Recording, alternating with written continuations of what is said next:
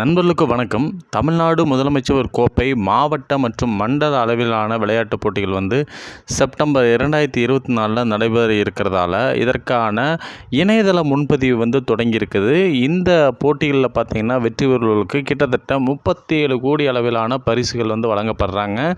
இந்த போட்டிகள் பார்த்திங்கன்னா பள்ளி கல்லூரி மாணவர்கள், அதே மாதிரி பொதுப்பிரிவு, அதே மாதிரி பார்த்திங்கன்னா மாற்றுத்திறனாளிகள் அப்படின்னு சொல்லிட்டு பல்வேறு பிரிவுகளில் இந்த முதலமைச்சர் கோப்பை போட்டி நடக்க இருக்குது.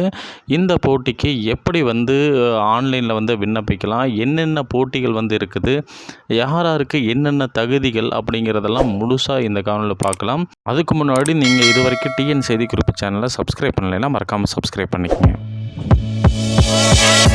தமிழ்நாடு முதலமைச்சர் கோப்பை விளையாட்டுப் போட்டிகள் ஒவ்வொரு வருஷமும் சிறப்பாக நடத்திட்டு வர்றாங்க.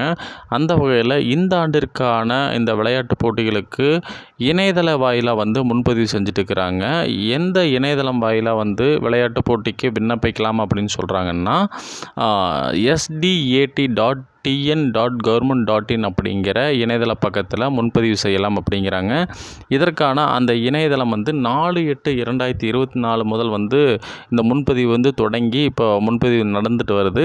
இந்த முன்பதிவு செய்கிறதுக்கு கடைசி நாள் என்ன சொல்கிறாங்கன்னா 25/8/2024 தான் இதற்கான கடைசி நாள் அப்படிங்கிறாங்க. இந்த போட்டிகள் மாவட்ட மற்றும் மண்டல அளவிலான விளையாட்டுப் போட்டிகள் அந்த அடிப்படையில் நடக்குது. இது செப்டம்பர் 10 முதல் தொடங்குறாங்க அப்படிங்கிறாங்க. பள்ளி கல்லூரி மாணவர்கள், மாற்றுத்திறனாளிகள், பொதுப்பிரிவு மற்றும் அரசு ஊழியர்கள் அப்படின்னு சொல்லிட்டு இந்த 5 பிரிவுகளில் இந்த விளையாட்டு போட்டிகள் நடக்க இருக்குது அப்படின்னு சொல்கிறாங்க. இவங்க அத்தனை பேருமே இணையதளம் வாயிலாக முன்பதிவினை விரைஞ்சு செஞ்சுக்கணும் அப்படின்னு சொல்லிட்டு அறிவிப்பு சொல்லியிருக்கிறாங்க.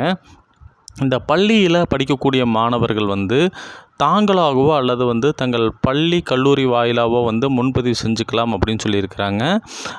இது குறித்து வேறு ஏதாவது உங்களுக்கு ஏதாவது சந்தேகங்கள் இருந்தது அப்படின்னா தமிழ்நாடு விளையாட்டு மேம்பாட்டு ஆணையத்துடைய மாவட்ட விளையாட்டு அலுவலகங்களை தொடர்பு கொள்ளலாம் அப்படின்னு சொல்லியிருக்கிறாங்க. அதற்கான தொடர்பு எண் கொடுத்துருக்குறாங்க. இது காலை 10 மணி முதல் மாலை 5 மணி வரைக்கும் அந்த எண்ணில் தொடர்பு கொள்ளலாம் அப்படின்னு சொல்லியிருக்கிறாங்க. அதற்கான எண் என்ன அப்படின்னு பார்த்தீங்கன்னா 9514 000 777 இந்த எண்ணுக்கு தொடர்பு கொள்ளலாம் அப்படிங்கிறாங்க. இந்த பள்ளி மாணவர்களுக்கான அந்த பிரிவில் வயது எவ்வளோ அப்படின்னு சொல்லியிருக்கிறாங்கன்னா 12லிருந்து 19 வயது உள்ளவர்கள் இந்த பள்ளி மாணவர்களுக்கான கேட்டகரியில் இருக்கலாம் அப்படின்னு சொல்லியிருக்கிறாங்க.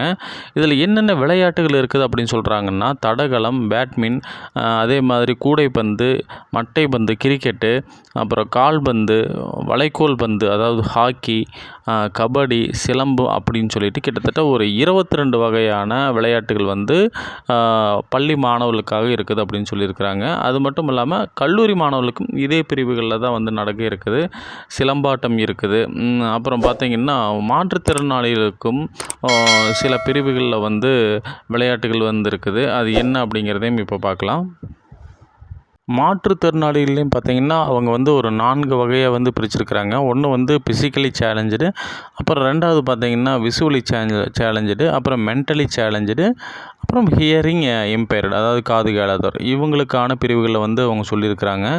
அதுலேயுமே பார்த்திங்கன்னா அத்லெட்டிக்ஸு, த்ரோபாலு, கபடி, அப்புறம் வாலிபாலு இது எல்லாமே இவங்களுக்கான போட்டிகளை அவங்க நடத்த இருக்கிறாங்க. அரசு ஊழியர்களுக்கும் தனிப்பிரிவுகளில் போட்டிகள் நடக்குது. இவங்க எல்லாத்துக்குமே என்னென்ன போட்டிகள் இருக்குது, எந்தெந்த பிரிவுகளில் கலந்துக்கலாம் அப்படிங்கிறது தெளிவாக இந்த காணொலியில் இருக்குது.